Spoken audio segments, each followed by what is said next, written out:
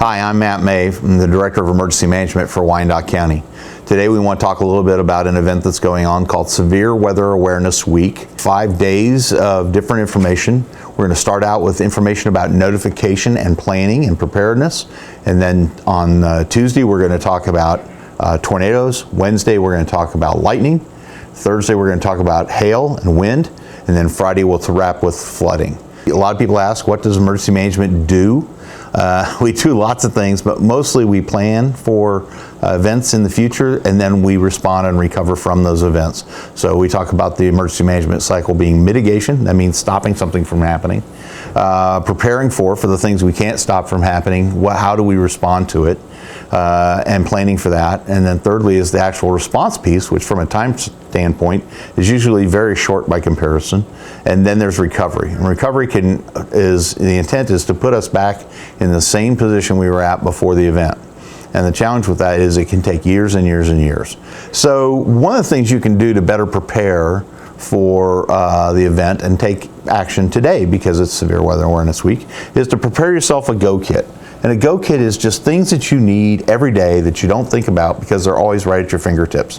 But after an event, they won't be at your fingertips. So let's go through a list. I find a bag. This can be an old gym bag. It doesn't have to be anything brand new. This particular one is a CERT bag.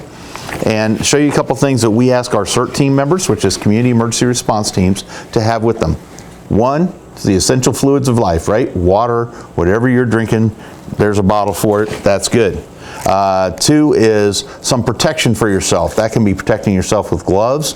Everything you touch is going to sting, stink, or stick. It's going to hurt you, I promise you. You're going to want to protect yourself. So in this particular kit, we give people, it's not a hard hat really, but it is some head protection because things can fall, tree limbs can fall. Put that in there. You also might have to help somebody with a first aid problem. So one of the things we carry a lot of is gloves for that kind of medical gloves. You want to protect yourself from respiration. So this is a mask. 5 years ago, this would have been an unusual thing to carry around with you. Now we have them everywhere, right? So you shouldn't have any problem with that. One of the little tools that's really handy to have is a pair of scissors, and these in particular are called trauma shears. They are designed in particular to help cut things off heavy materials. This will cut through leather, cut through a penny, cut through a small wire if you need to disconnect something. They're really handy for that, and they're relatively inexpensive. Can't do much without a light. You can't even get out of the basement without a flashlight. So having a flashlight, having it ready to go, having fresh batteries in it, those are all really important. You can buy one like this that probably would go for less than $10, $15, and it comes with the batteries. This is an interesting tool that you just don't see everywhere, but if you look in some of the bigger box stores like Home Depot or Menards, I believe carries these. This is called a 5-way tool, and the intent behind this is gives you something you can pry up with, gives you something you can break glass with if you have to do that. But it's got these special things like that slot or the slot on the bottom of this that are designed to help you shut off some of the things that can be dangerous. For example, your house is just blown away, you took your safe place, you come out of that, but yet you have an open gas line pouring out natural gas.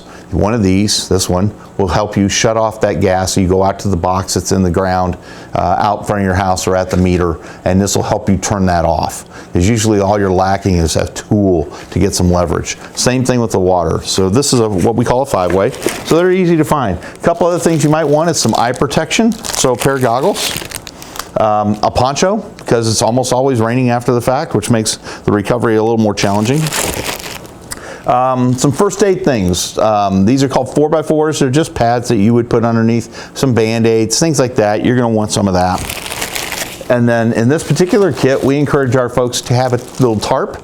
Particularly for moving somebody who's injured, you can put them on the tarp and drag them much more easily than to try to carry them or force them to be upright. So tarps have a lot of application, and this one's, gosh, I think these tarps go for less than 10 bucks a piece. So this whole kit together, I guarantee you can buy it brand new for less than $100. But you know what? There's really no need to even do that. Go through your house and find stuff. You'll find you'll have half the things that you need because you're already using them every day. Other things you should include here for your personal use is a pair of glasses, I'm not totally dependent on these, but I sure would be more comfortable if I had them. Usually I get a bad headache if I go without them too long. So I would want a pair of those. Medications, anything else that you need on a regular basis. If you wear contacts, contact solution in an extra case. I know that any doctor's office I've been to will give you those. So that's an easy thing to acquire. So don't feel like you have to spend lots of money on this. You do not.